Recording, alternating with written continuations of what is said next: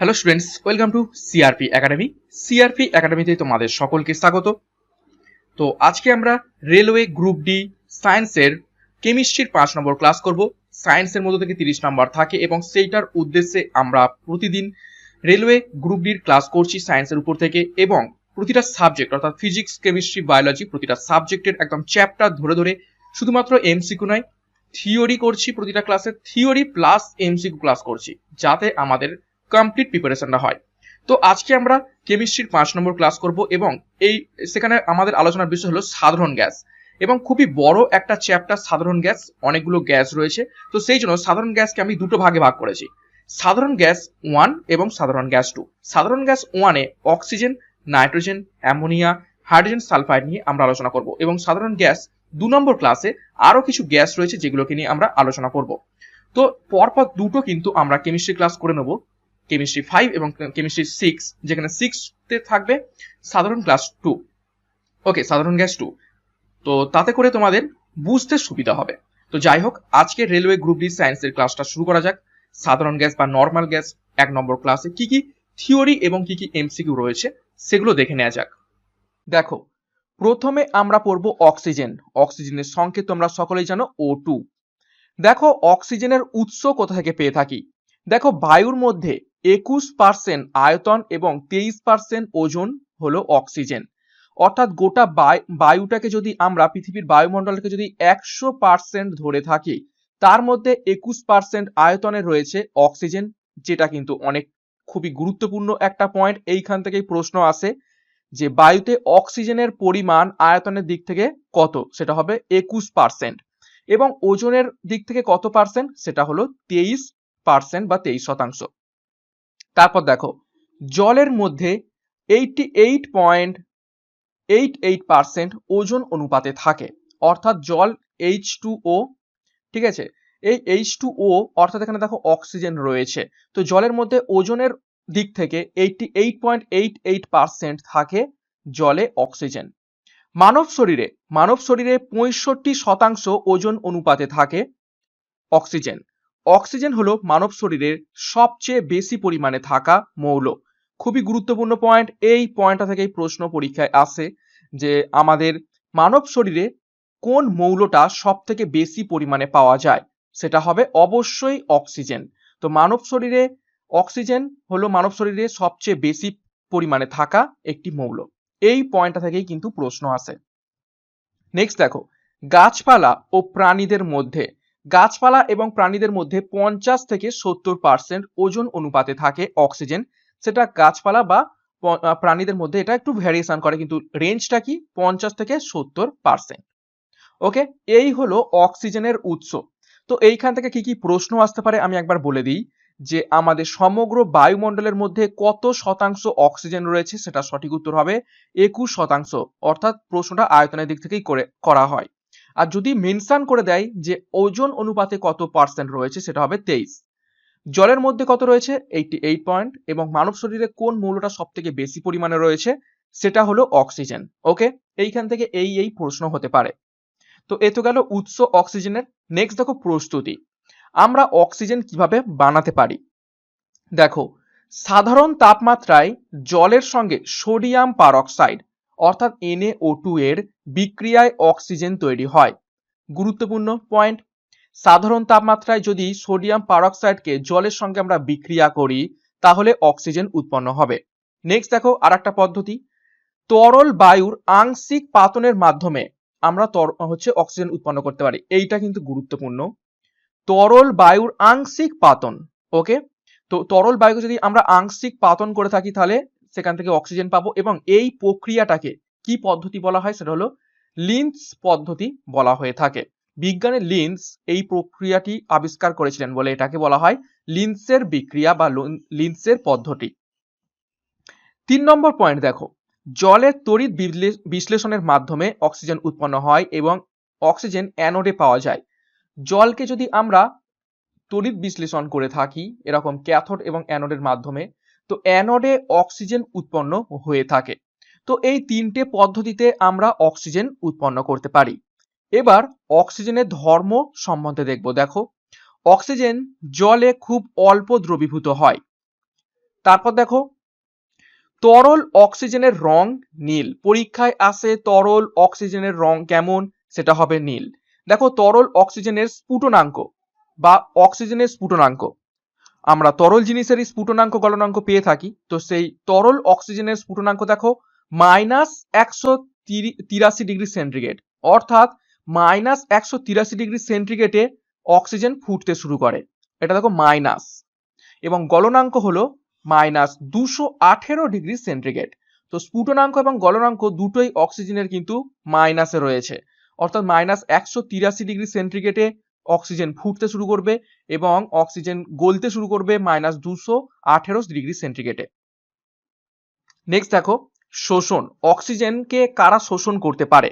ওকে, দেখো অক্সিজেন শোষিত হয়ে থাকে ক্ষারীয় পটাশিয়াম পাইরোগ্যালেটের মাধ্যমে, অর্থাৎ যদি আমরা ক্ষারীয় পটাশিয়াম পাইরোগ্যালেট রেখে দিই, সেইটা কিন্তু বাতাস থেকে প্রচুর পরিমাণে অক্সিজেন টেনে নেবে।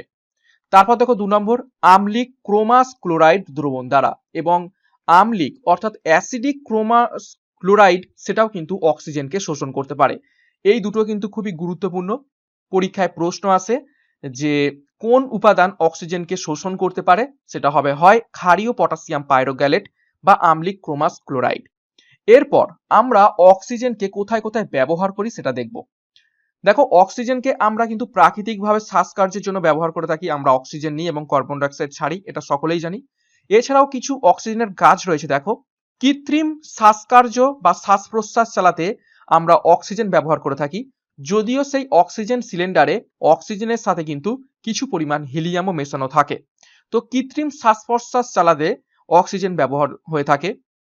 তারপর খুবই গুরুত্বপূর্ণ একটি ব্যবহার দেখো, তরল অক্সিজেন এবং তরল হাইড্রোজেনের এই মিশ্রণটিকে রকেটের জ্বালানি হিসাবে ব্যবহার করা হয়ে থাকে।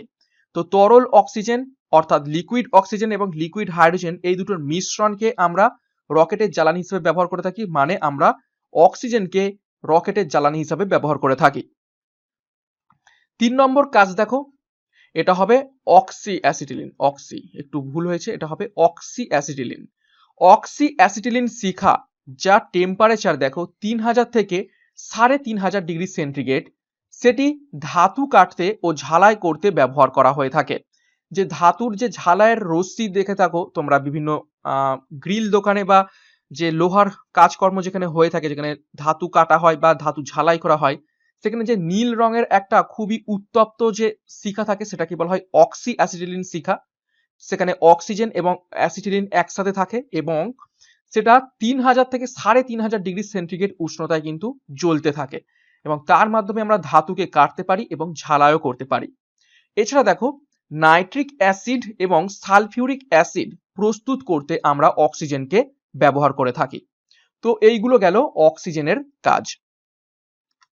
নেক্সট দেখো, নেক্সট যে গ্যাসটা ছিল সেটা হলো নাইট্রোজেন। অক্সিজেনের পরে আমরা নাইট্রোজেনের ব্যাপারে দেখব। দেখো উৎস হলো বায়ুমণ্ডলে নাইট্রোজেনের সবচেয়ে বেশি পরিমাণ থাকে, এটা কিন্তু খুবই গুরুত্বপূর্ণ। আমরা দেখেছিলাম যদি বায়ুমণ্ডলকে 100% ধরি, তার মধ্যে 21% কে ছিল অক্সিজেন, আর সব থেকে বেশি পরিমাণে কে থাকে 78% হলো নাইট্রোজেন। ওকে, 21% থাকে অক্সিজেন এবং 78% থাকে তোমার নাইট্রোজেন, এবং বাদ বাকি সমস্ত গ্যাস মিলিয়ে থাকে 1% এর মতো। ওকে, কার্বন ডাই অক্সাইড তারপর অন্যান্য যে সমস্ত গ্যাস রয়েছে সেই সমস্ত গ্যাস মিলিয়ে মাত্র থাকে 1%। তো বাতাসের দুটো সব থেকে উপাদান বেশি কে, সব থেকে বেশি থাকে নাইট্রোজেন 78% এবং তারপরে অক্সিজেন 21%, যেটা একটু আগে দেখলাম। তো দেখো বায়ুমণ্ডলে নাইট্রোজেন সব থেকে বেশি পরিমাণে থাকে, আয়তন হলো 78% এবং ওজন অনুপাতে 76%। চিলি সলপিটার বা NaNO3 তে নাইট্রোজেন থাকে। ঠিক আছে, চিলি সলপিটারের মধ্যে আমরা নাইট্রোজেনকে পেয়ে থাকি। তারপর গাছপালা ও প্রাণীদের মধ্যে প্রোটিন রূপে থাকে নাইট্রোজেন, খুবই গুরুত্বপূর্ণ তথ্য। গাছপালা এবং প্রাণীদের মধ্যে নাইট্রোজেনটা প্রোটিন রূপে থাকে। তারপর অ্যামোনিয়াম ডাইক্রোমেট উত্তপ্ত করে আমরা অক্সিজেনকে পেয়ে থাকি। তো এইগুলো গেল অক্সিজেনের উৎস।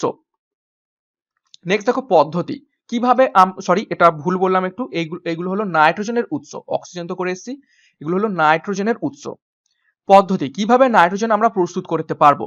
দেখো অক্সিজেন পড়ার সময় সেখানেও একটা জিনিস পড়েছিলাম যে তরল বায়ুকে আংশিক পাতন করে অক্সিজেন উৎপন্ন করে থাকি। সেম টু সেম তরল বায়ুকে আংশিক পাতন করে আমরা নাইট্রোজেনও উৎপন্ন করে থাকি। নাইট্রোজেনের ধর্মগুলো দেখো, তরল নাইট্রোজেনের স্ফুটনাঙ্ক -196 ডিগ্রি সেন্টিগ্রেড এবং তরল নাইট্রোজেনের গলনাঙ্ক -210 ডিগ্রি সেন্টিগ্রেড। একদম অক্সিজেনের মতোই, অক্সিজেনেরও স্ফুটনাঙ্ক এবং গলনাঙ্ক দুটোই মাইনাসে ছিল। সিমিলারলি লিকুইড নাইট্রোজেনেরও স্ফুটনাঙ্ক -196 ডিগ্রি সেন্টিগ্রেড এবং লিকুইড নাইট্রোজেনের গলনাঙ্ক 210 ডিগ্রি সেন্টিগ্রেড। দেখো নাইট্রোজেন শ্বাস প্রশ্বাসের জন্য কিন্তু সাহায্য করে না, নাইট্রোজেন কিন্তু আমাদের সাহায্য করে না শ্বাস প্রশ্বাসের জন্য। সাধারণ তাপমাত্রায় নাইট্রোজেন কারোর সঙ্গে বিক্রিয়াও করে না। ওকে, সাধারণ তাপমাত্রায় নাইট্রোজেন কারোর সঙ্গে বিক্রিয়াও করে না, কিন্তু অক্সিজেন কিন্তু অন্যান্য কোনো যে উপাদান সেগুলোর সাথে বিক্রিয়া করে, কিন্তু নাইট্রোজেন সেটা করে না। নেক্সট দেখবো ব্যবহার, অর্থাৎ নাইট্রোজেনকে আমরা কোথায় কোথায় ব্যবহার করে থাকি। দেখো ইলেকট্রিক এটা বাষ্প হবে না, এটা বাল্ব হবে। ইলেকট্রিক বাল্বের মধ্যে নিষ্ক্রিয় পরিবেশ তৈরি করা, অর্থাৎ যে সমস্ত ইলেকট্রিক বাল্বগুলো থাকে তার মধ্যে কিন্তু ম্যাক্সিমাম সময় নাইট্রোজেন গ্যাস ভরা হয়ে থাকে। কিসের জন্য? নিষ্ক্রিয় পরিবেশ তৈরি করতে। কেননা আমরা একটু আগে দেখলাম নাইট্রোজেন কিন্তু কারোর সাথে রিয়াকশন করে না। তারপর খুবই গুরুত্বপূর্ণ, অ্যামোনিয়া প্রস্তুতে NH3, অ্যামোনিয়া প্রস্তুতে আমরা নাইট্রোজেন ব্যবহার করে থাকি। তারপর দেখো সার হিসাবে নাইট্রোলিয়াম, নাইট্রোলিয়াম বা সার হিসাবে আমরা নাইট্রোজেন ব্যবহার করে থাকি CaNCN প্লাস কার্বন, এটা হলো নাইট্রোলিয়ামের সংকেত। খুবই গুরুত্বপূর্ণ, অনেকবার প্রশ্ন এসেছে যে নাইট্রোলিয়ামের সংকেত কি, সেটা হবে CaNCN প্লাস কার্বন, এটা হলো নাইট্রোলিয়ামের সংকেত। প্যাকেজিং ইন্ডাস্ট্রিতে বা প্যাকেজিং শিল্পে আমরা নাইট্রোজেন ব্যবহার করে থাকি। এবং আর একটা গুরুত্বপূর্ণ কি কাজে ব্যবহার করে থাকি, সেটা হলো রেফ্রিজারেটর, রেফ্রিজারেটর বা ফ্রিজের মধ্যে আমরা লিকুইড নাইট্রোজেন ব্যবহার করে থাকি। ওকে, যে কম্প্রেসার থাকে ফ্রিজের তার মধ্যে আমরা লিকুইড নাইট্রোজেনটাকে ব্যবহার করে থাকি, কেননা লিকুইড নাইট্রোজেনের যে টেম্পারেচার সেটা কিন্তু খুবই কম, তো সেই জন্য আমরা নাইট্রোজেনটাকে ব্যবহার করে থাকি। নেক্সট অ্যামোনিয়া, অক্সিজেন এবং নাইট্রোজেনের পরে আমরা দেখব অ্যামোনিয়া। অ্যামোনিয়ার সংকেত দেখো NH3। পদ্ধতি বা প্রস্তুতি দেখব, অ্যামোনিয়া কিভাবে আমরা প্রস্তুত করে থাকি সেগুলো দেখব। দেখো অ্যামোনিয়া প্রস্তুতির পদ্ধতির নাম হলো হেবার পদ্ধতি। বহুবার পরীক্ষায় এসেছে, চারটে অপশন দেওয়া থাকবে, চারটে অপশনের মধ্যে এই হেবার পদ্ধতির নাম দেওয়া থাকবে এবং প্রশ্ন করবে যে নিচের কোন পদ্ধতির মাধ্যমে আমরা অ্যামোনিয়া প্রস্তুত করতে পারি, তখন সঠিক উত্তর হয়ে যাবে হেবার পদ্ধতি। তারপর দেখো এই হেবার পদ্ধতিতে অনুঘটক হিসাবে কোনটা ব্যবহার করা থাকে, সেটা হলো লোহা বা আয়রন, Fe, ফেরাসকে ব্যবহার করা হয়ে থাকে অনুঘটক হিসাবে। উদ্দীপক, উদ্দীপক হিসাবে কাদের ব্যবহার করা হয়ে থাকে, K2O এবং Al2O3 বা মলিবডেনাম। এই দুটো জিনিসকে আমরা উদ্দীপক অর্থাৎ রিয়াকশনের প্রোমোটার হিসেবে ব্যবহার করে থাকি, যাতে রিয়াকশনটা ফাস্ট হয় সেই জন্য আমরা K2O এবং Al2O3 মিশিয়ে থাকি বা মলিবডেনাম আমরা মিশিয়ে থাকি। তারপর দেখো N2+3H2 = 2NH3, এর আয়তন অনুসারে 1:3 অনুপাতের মিশ্রণটিকে সিনথেটিক গ্যাস বলা হয়ে থাকে। অর্থাৎ 1 অনুপাত নাইট্রোজেন এবং 3 অনুপাত হাইড্রোজেনের মিশ্রণে যে অ্যামোনিয়াটা তৈরি হয়, দেখো এখানেও NH3 তৈরি হচ্ছে 2NH3, তো 1 অনুপাত নাইট্রোজেন এবং 3 অনুপাত হাইড্রোজেনের মিশ্রণে যে অ্যামোনিয়া গ্যাসটা উৎপন্ন হয়ে থাকে তাকে আমরা সিনথেটিক গ্যাস বলে থাকি। খুবই গুরুত্বপূর্ণ পয়েন্ট এটি। নেক্সট দেখো 5 নম্বর পয়েন্ট, সর্বোত্তম উষ্ণতা এবং চাপ, অর্থাৎ অ্যামোনিয়ার উষ্ণতা এবং চাপ দেখো 500 ডিগ্রি সেন্টিগ্রেড এবং 200 ATM অ্যাটমসফিয়ারিক প্রেসার লাগে এই অ্যামোনিয়া প্রস্তুতের সময়। তো তারপরে গিয়ে এই হেবার পদ্ধতিতে আমরা অ্যামোনিয়া প্রস্তুত করতে পারবো। ওকে, তো কি কি লাগছে, প্রথমে নাইট্রোজেন এবং হাইড্রোজেন লাগছে, 1 অনুপাত নাইট্রোজেন 3 অনুপাত হাইড্রোজেন। লোহা অনুঘটক হিসাবে উদ্দীপক K2O প্লাস Al2O3 বা মলিবডেনাম এবং সাথে 500 ডিগ্রি সেন্টিগ্রেড এবং 200 ATM প্রেসার, তারপরে গিয়ে অ্যামোনিয়া প্রস্তুত হয়ে থাকে। তো এটা গেল অ্যামোনিয়ার প্রস্তুত। নেক্সট দেখো অ্যামোনিয়া ধর্ম আমরা দেখব, অ্যামোনিয়া গ্যাস কেমন। দেখো অ্যামোনিয়া গ্যাসের একটি ঝাঁঝালো গন্ধ রয়েছে এবং এটি বায়ুর চেয়ে হালকা। তো এই ঝাঁঝালো গন্ধ আমরা কিন্তু সচরাচর দেখতে পেয়ে থাকি টয়লেটে। তো টয়লেটে আমাদের মানব শরীরে যে মূত্র রয়েছে সেই মূত্রের মাধ্যমে কিন্তু অ্যামোনিয়া গ্যাস আমাদের শরীরের মধ্য থেকে বাইরে বেরিয়ে আসে এবং সেটা কিন্তু একটা ঝাঁঝালো গন্ধযুক্ত। তো অ্যামোনিয়া গ্যাসের একটা ঝাঁঝালো গন্ধ আছে এবং এটি বায়ুর চেয়ে হালকা। অ্যামোনিয়াকে সহজেই তরল করা যায় এবং এটি জলে খুবই পরিমাণ দ্রাব্য। তারপর দেখো অ্যামোনিয়ার ঘন জলীয় দ্রবণকে লাইকার অ্যামোনিয়া বলা হয়ে থাকে। খুবই গুরুত্বপূর্ণ পয়েন্ট এবং এই পয়েন্ট থেকে প্রশ্ন আসে যে লাইকার অ্যামোনিয়া কাকে বলা হয়ে থাকে। তো লাইকার অ্যামোনিয়া হলো কনসেন্ট্রেটেড অ্যামোনিয়া বা ঘন জলীয় দ্রবণকে বলা হয়ে থাকে লাইকার অ্যামোনিয়া। 4 নম্বর দেখো ধর্ম, অ্যামোনিয়ার জলীয় দ্রবণ হাইড্রক্সিল আয়ন দেয়, তাই এটি জলীয় দ্রবণ মৃদু ক্ষারক। অর্থাৎ জলে যদি অ্যামোনিয়া আমরা মিশিয়ে দিই তাহলে হাইড্রক্সিল আয়ন অর্থাৎ OH মাইনাস কিন্তু দিয়ে থাকে, ঠিক আছে, এবং সেজন্য জলীয় দ্রবণ মৃদু ক্ষারক বা এর পিএইচ কিন্তু গ্রেটার দ্যান 7, ওকে, 7-এর থেকে বেশি এর পিএইচটা থাকবে এবং এটা হলো মৃদু ক্ষারক। তো এই গেল অ্যামোনিয়ার ধর্ম। এবার দেখবো অ্যামোনিয়াকে কিভাবে শনাক্ত করব। দেখো একটু আগেই আমরা এক্ষুনি পড়লাম যে অ্যামোনিয়া একটা ক্ষার বা মৃদু ক্ষারক যার পিএইচ কি গ্রেটার দ্যান 7, 7-এর থেকে বেশি। তো কি করবে, যখনই কোনো ক্ষার বা 7-এর থেকে বেশি কোনো পিএইচ আমরা কোনো দ্রবণকে লিটমাসে চেক করি তখন দেখো এটা লাল লিটমাসকে নীল করবে, ওকে, লাল লিটমাসকে নীল করবে এবং লাল লিটমাসকে যে দ্রবণ নীল করে তাহলেই আমরা বুঝতে পারবো সেটা একটা ক্ষারীয় দ্রবণ। তারপর দেখো ঘন HCl এর সঙ্গে বিক্রিয়ায় এটি ঘন সাদা অ্যামোনিয়াম ক্লোরাইডের ধোঁয়া তৈরি করতে পারে। এটাই কিন্তু সব থেকে গুরুত্বপূর্ণ টেস্ট। HCl এর সঙ্গে বিক্রিয়ায় একটি ঘন সাদা অ্যামোনিয়াম ক্লোরাইডের ধোঁয়া উৎপন্ন করে। এবং শেষে দেখো অ্যামোনিয়াম নেসলার বিকারককে বাদামি বর্ণ করে এবং এটাই হচ্ছে মেন এবং ভিভিআই পয়েন্ট অ্যামোনিয়ার শনাক্তকরণের। সেটা হলো নেসলার বিকারকের সাথে কোন গ্যাস বা কোনটা বিক্রিয়া করে, সেটা হবে অ্যামোনিয়া, ওকে। তো অ্যামোনিয়া নেসলার বিকারককে বাদামি বর্ণে ট্রান্সফার করে দেয় বা বাদামি বর্ণের একটা অধক্ষেপ ফেলে। তো এটা গেল অ্যামোনিয়ার শনাক্তকরণ। এবার আমরা দেখব অ্যামোনিয়ার ব্যবহার, কোথায় কোথায় আমরা অ্যামোনিয়া ব্যবহার করে থাকি। দেখো 1 নম্বর, অসওয়াল্ড পদ্ধতিতে নাইট্রিক অ্যাসিড প্রস্তুতিতে এবং সলভে পদ্ধতিতে সোডিয়াম কার্বনেট প্রস্তুতিতে আমরা অ্যামোনিয়া ব্যবহার করে থাকি। তো কি কি দেখলাম, অসওয়াল্ড পদ্ধতিতে আমরা নাইট্রিক অ্যাসিড যখন প্রস্তুত করব, নাইট্রিক অ্যাসিড অর্থাৎ HNO3, আমরা অ্যাসিড গত ক্লাসেই পড়েছি। তো নাইট্রিক অ্যাসিড প্রস্তুতে এবং সলভে পদ্ধতিতে সোডিয়াম কার্বনেট NaCO3 এটি প্রস্তুত করতে কিন্তু Na2CO3 প্রস্তুত করতে আমরা এই অ্যামোনিয়াকে ব্যবহার করে থাকি। নেক্সট দেখো সার হিসাবে, ফার্টিলাইজার হিসাবে আমরা অ্যামোনিয়াকে ব্যবহার করে থাকি কোথায়। দেখো অ্যামোনিয়া থেকে আমরা পেয়ে থাকি ইউরিয়া এবং এই ইউরিয়া প্রস্তুত করতে অ্যামোনিয়ার প্রয়োজন হয়ে থাকে। ইউরিয়ার সংকেত দেখো NH2CO NH2, মাঝখানে CO এবং দুদিকে NH2 বহুবার প্রশ্নটা পরীক্ষায় এসেছে, ঠিক আছে। তো এটির মধ্যে প্রচুর পরিমাণে নাইট্রোজেন, অ্যামোনিয়াম সালফেট এবং অ্যামোনিয়াম ফসফেট থাকে, যে জন্য ইউরিয়া খুবই গুরুত্বপূর্ণ একটি ফার্টিলাইজার এবং এর মধ্যে 47% নাইট্রোজেন থাকে। 47% নাইট্রোজেন থাকে। পরীক্ষায় বহুবার প্রশ্ন এসেছে যে ইউরিয়ার মধ্যে কত পার্সেন্ট নাইট্রোজেন থাকে, সেটি হলো 47% নাইট্রোজেন থাকে। বা অন্যভাবে প্রশ্ন আসে যে কোন ফার্টিলাইজার বা সারের মধ্যে সব থেকে বেশি পরিমাণ নাইট্রোজেন থাকে, সেটা হলো ইউরিয়া। তারপর দেখো ঠান্ডা করতে তরল অ্যামোনিয়া ব্যবহার করা হয়ে থাকে। কোনো একটা জিনিসের টেম্পারেচার যদি আমরা কমাতে চাই তো সেরকম যেমন আমরা লিকুইড নাইট্রোজেন ব্যবহার করে থাকি সেরকম লিকুইড অ্যামোনিয়াও ব্যবহার করা হয়ে থাকে। 4 নম্বর দেখো নির্জল কোষের মধ্যে অ্যামোনিয়াম ক্লোরাইড এবং মানুষের জ্ঞান ফেরানোর জন্য ব্যবহৃত অ্যামোনিয়াম কার্বনেট তৈরিতে ব্যবহৃত হয়ে থাকে অ্যামোনিয়া। অর্থাৎ নির্জল কোষ, এমন একটা আমরা কোষ তৈরি করতে চাইছি সেখানে কোনো রকম জল থাকবে না, তো সেক্ষেত্রে আমরা অ্যামোনিয়াম ক্লোরাইড ব্যবহার করে থাকি, কেননা অ্যামোনিয়াম ক্লোরাইড জলকে পুরোটা শোষণ করে নেয়।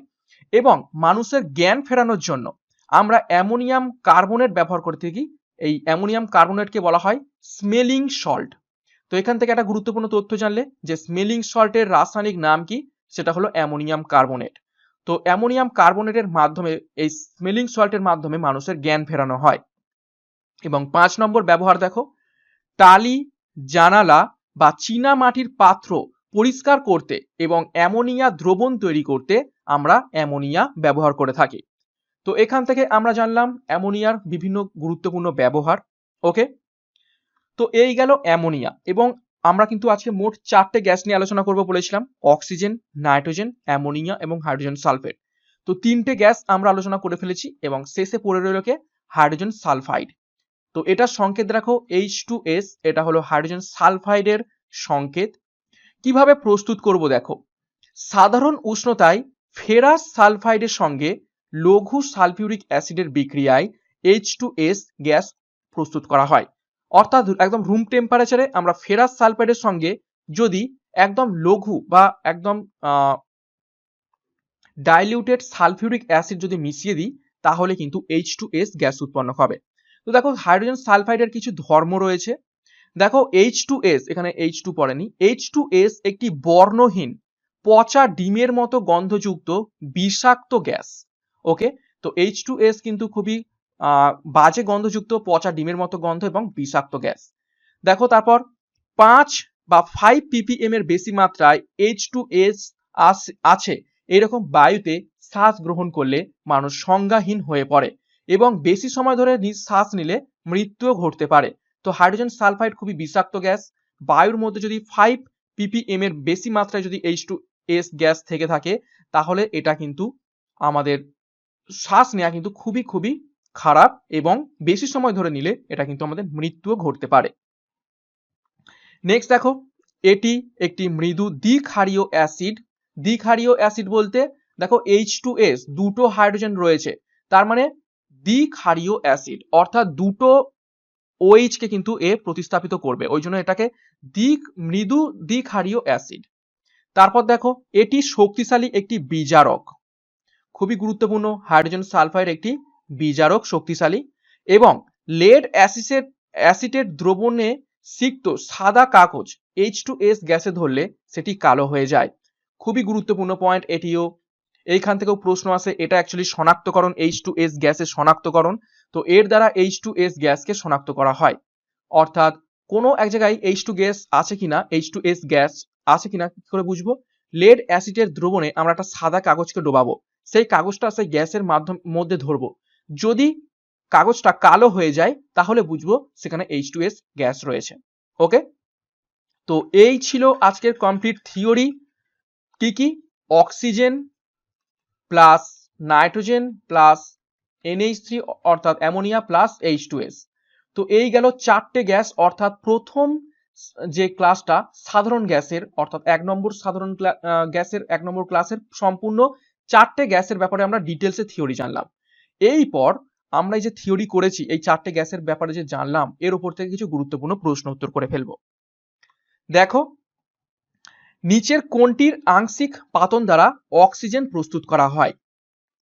নিচের কোনটির আংশিক পাতন দ্বারা অক্সিজেন প্রস্তুত করা হয়? আমরা পড়েছি এটা থিওরির মধ্যেই, সেটা হলো লিকুইড এয়ার বা তরল বাতাস।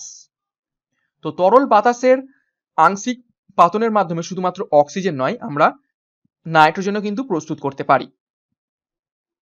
নেক্সট 2 নম্বর দেখো, ল্যাচাতেলিয়ারের নীতি অনুসারে NH3 এর সর্বাধিক ফলন পাওয়া যায় নিচের কোন ক্ষেত্রে?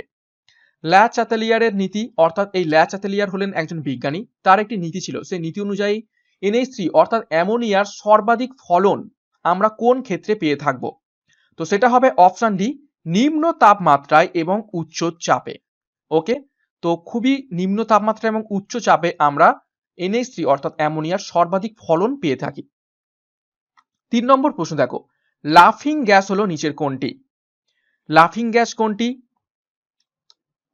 তো 3 নম্বর প্রশ্নের সঠিক উত্তর হয়ে যাবে অপশন বি। সংকেতটা দেখে নাও, N2O, যার নাম হলো নাইট্রাস অক্সাইড।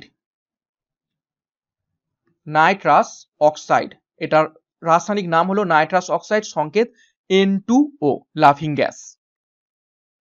4 নম্বর প্রশ্ন, নিচের কোনটি রেফ্রিজারেটরে কুল্যান্ট হিসাবে ব্যবহৃত হয়? নিচের কোনটি রেফ্রিজারেটরে কুল্যান্ট হিসাবে ব্যবহৃত হয়? তো সঠিক উত্তর হয়ে যাবে option C, liquid ammonia. Liquid NH3। Liquid অ্যামোনিয়াকে আমরা রেফ্রিজারেটরে কুল্যান্ট হিসেবে ব্যবহার করে থাকি এবং কিছু কিছু ক্ষেত্রে কিন্তু লিকুইড নাইট্রোজেনও আমরা রেফ্রিজারেটরে ব্যবহার করে থাকি। ওকে, তো যদি দুটোই অপশনে থাকে তোমরা অ্যামোনিয়াটাকে চুজ করবে, আর যদি অ্যামোনিয়া না থাকে তাহলে তোমরা লিকুইড নাইট্রোজেনটাকে চুজ করবে। 5 নম্বর প্রশ্ন, ঘরের তাপমাত্রায় অক্সিজেন প্রস্তুত করার জন্য নিম্নলিখিত রাসায়নিকগুলির মধ্যে কোনটি ব্যবহার করা হয়ে থাকে? তো ঘরের তাপমাত্রায় অক্সিজেন প্রস্তুত করার জন্য আমরা ব্যবহার করে থাকি কোনগুলো?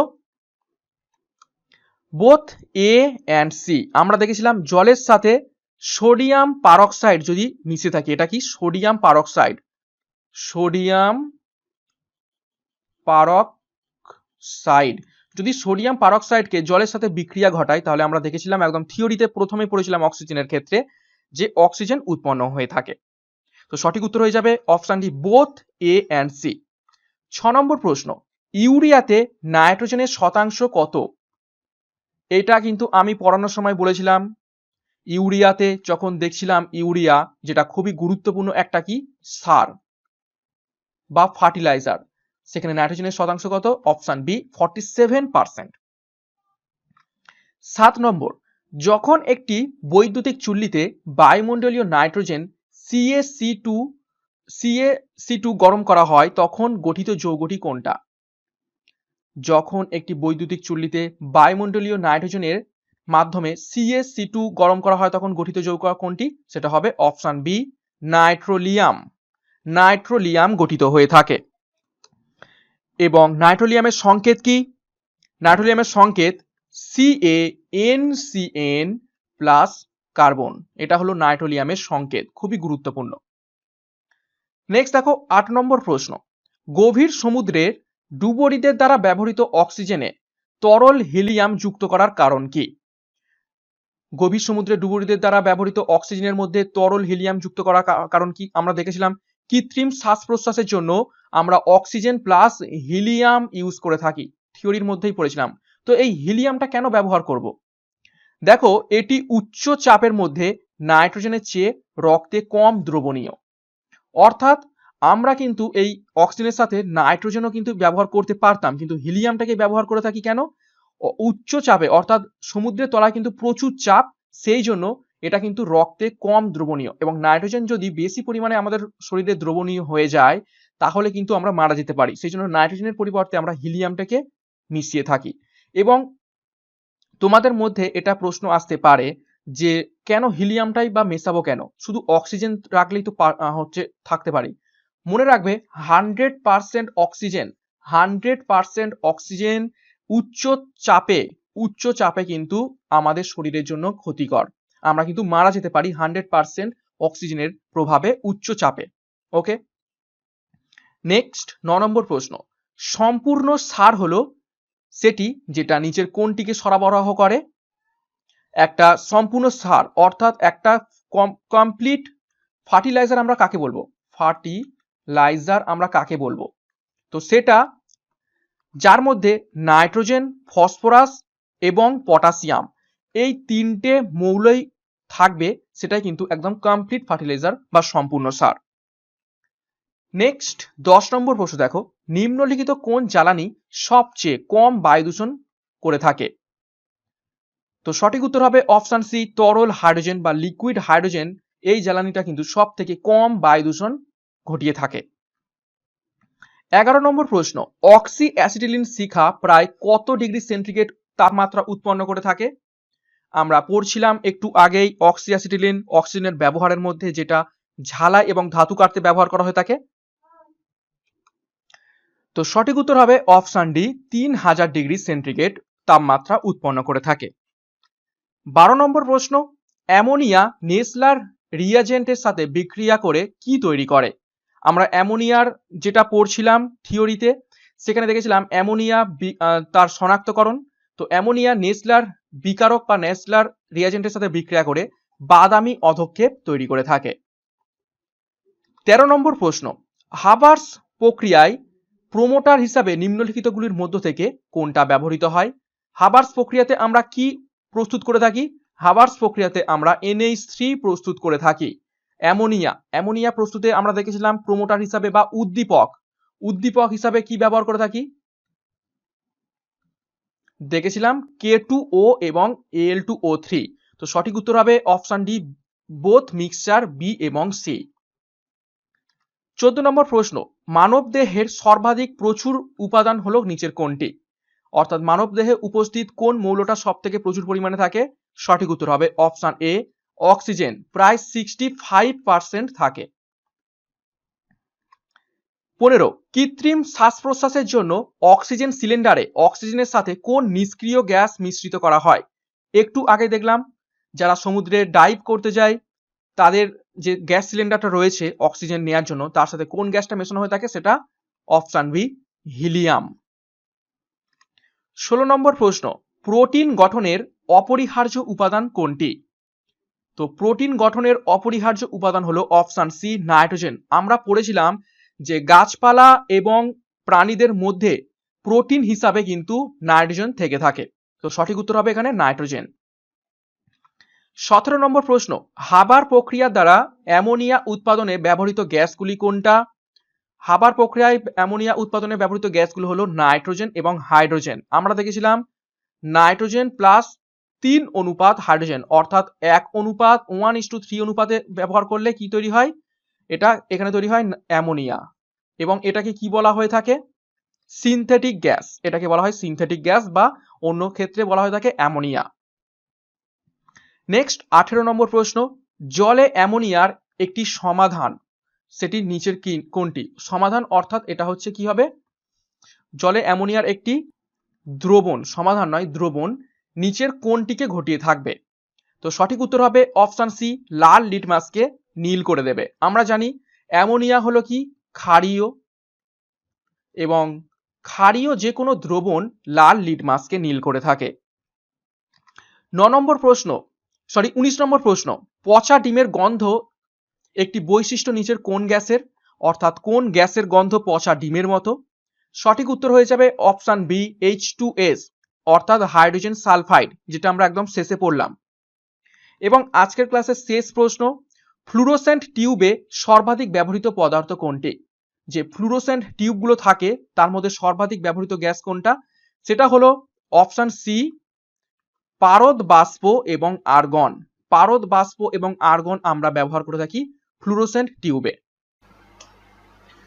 তো এই পর্যন্ত ছিল আজকের কেমিস্ট্রির 5 নম্বর ক্লাস, অর্থাৎ সাধারণ গ্যাস 1 নম্বর, নর্মাল গ্যাসের 1 নম্বর ক্লাস। এবং নেক্সট ক্লাসে আমরা সাধারণ গ্যাসের 2 নম্বর ক্লাস করব, সেখানে আরো কিছু গুরুত্বপূর্ণ গ্যাস নিয়ে আমরা আলোচনা করব। তো ততক্ষণের জন্য এখানেই শেষ করলাম।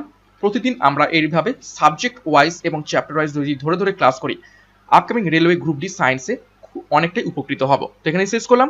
Thank you, by.